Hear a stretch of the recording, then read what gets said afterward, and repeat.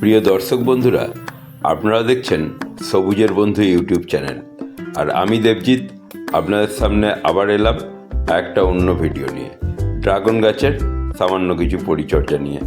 তো আসুন দেখাই। এই যে দেখুন, ড্রাগন গাছটা আমার ছোট একটা ফলন্ত ডাল নিয়ে এসেছিলাম।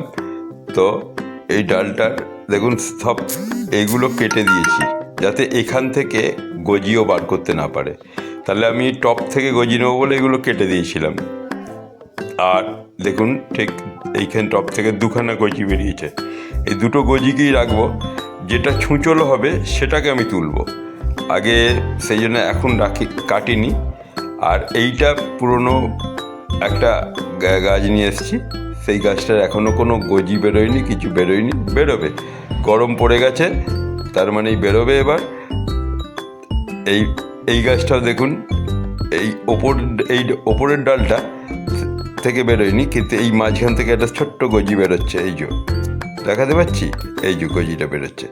তো ওপরের ডালটা থেকে বেরোয়নি, এই যে ডালটা দেখুন একটু ভোঁতা মতো। এই জন্যে এটা যদি ছুঁচলো পাড়া বেরোয়, তাহলে এটাকেই তুলবো, ওটাকে কেটে দেবো। তো এইভাবেই আপনারা গাছটাকে বড় করে তুলবেন।